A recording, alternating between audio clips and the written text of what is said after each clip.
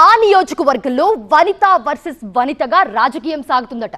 ఆ మహిళా నేతల మధ్య పోరు సైలెంట్ నుంచి వైలెంట్ మోడ్లోకి వెళ్ళిందట. కూటమి అధికారంలోకి వచ్చాక ఇప్పటిదాకా ఆ ఇద్దరు మహిళా నేతలు ఒకరినొకరు మాట వరుసకైనా విమర్శించుకోలేదట.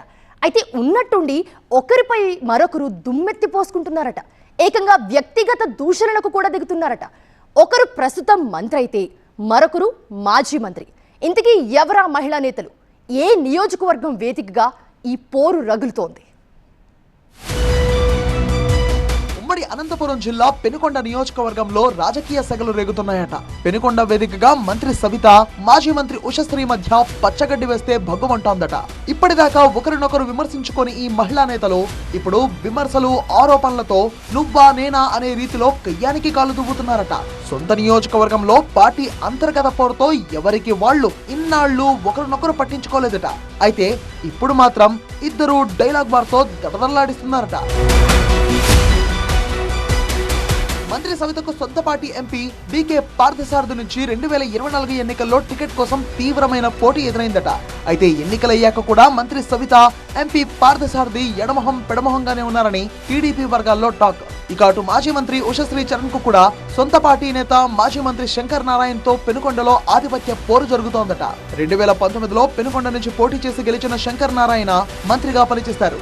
అయితే 2024 ఎన్నికల్లో అనంతపురం నుంచి వైసీపీ ఎంపీ అభ్యర్థిగా పోటీ చేసిన ఆయన ఓడిపోయారు. 2024 ఎన్నికల తర్వాత శంకర్ నారాయణ తిరిగి తన మకాం పెనుకొండకు మార్చారు.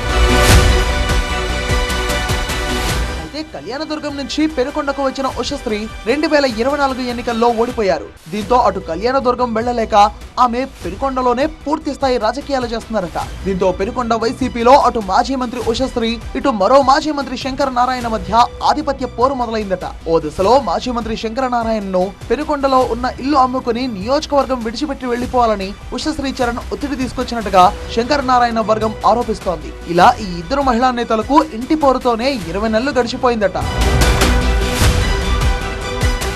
అయితే ఇప్పుడు మంత్రి సవిత, మాజీ మంత్రి ఉషశ్రీ మధ్య మాటల యుద్ధం తీవ్ర స్థాయిలో జరుగుతోందట. హాఫ్ నాలెడ్జ్ మంత్రి అని సవితను ఉషశ్రీ విమర్శించారట. ఫుల్ నాలెడ్జ్ ఉన్న మాజీ మంత్రి ఉషశ్రీని కళ్యాణదుర్గంలో తరిమి కొడితే ఆమె పెనుకొండలో వచ్చి పడ్డారని మంత్రి సవిత కౌంటర్ ఇచ్చారట.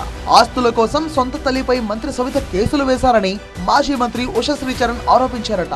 అయితే కళ్యాణదుర్గంలో గెలిపించి అందలమెక్కించిన కార్యకర్తలపై ఎస్సీ ఎస్టీ కేసులు పెట్టి జైలుకు పంపించారని ఉషశ్రీపై మంత్రి సవిత రివర్స్ అటాక్ చేశారు. పెనుకొండలో మంత్రి దౌర్జన్యాలు, భూ కబ్జాలు పెరిగిపోయాయని ఉషశ్రీ ఘాటుగా మాట్లాడితే కళ్యాణదుర్గంలో చెరువులు కబ్జా చేసి పెనుకొండకు వలస వచ్చిన ఉషశ్రీ కూడా తన గురించి మాట్లాడతారా అంటూ కౌంటర్ ఇచ్చారట సవిత. అయితే సొంత పార్టీ నాయకులు, కార్యకర్తలపై మంత్రి సవిత దురుసుగా ప్రవర్తించారనే ఆరోపణలు వచ్చాయట. దీంతో అలా జరగకుండా చూసుకోవాలని సీఎం చంద్రబాబు ఆమెకు సూచించినట్టుగా టీడీపీ వర్గాల్లో ప్రచారం జరుగుతోందట. దారిడే వర్షంలో భాగంగానే జగన్ పై సవిత విమర్శలు చేస్తున్నారని ఉషశ్రీ ఆరోపిస్తున్నారట. ఇక ఉషశ్రీ మంత్రిగా ఉన్నప్పుడు కళ్యాణదుర్గంలో చేసిన అభివృద్ధి, ఇప్పుడు మంత్రిగా తాను పెనుకొండలో చేస్తున్న అభివృద్ధిపై చర్చకు రావాలని సవిత సవాల్ విసిరారట. పెనుకొండకు వలస వచ్చిన ఉషశ్రీ బెంగళూరు టు కళ్యాణదుర్గం, కళ్యాణదుర్గం టు పెనుకొండ, తిరిగి పెనుకొండ నుంచి బెంగళూరుకు తిరిగి వెళ్లే రోజులు దగ్గరలోనే ఉన్నాయని మంత్రి సవిత సెటైర్లు వేస్తున్నారట. నియోజకవర్గాల్లో తమకు పార్టీ పరంగా ఉన్న తలనొప్పులు తగ్గడంతో ఈ ఇద్దరు మహిళా నేతలు పెనుకొండ వేదికగా మాటల యుద్ధానికి తెరలేపారా అనే చర్చ జరుగుతోందట. నియోజకవర్గంలో పట్టు కోసం మాజీ మంత్రి ఉషశ్రీ ప్రయత్నిస్తుంటే మంత్రిగా తన దూకుడు ప్రదర్శించాలని సవిత చూస్తున్నారట.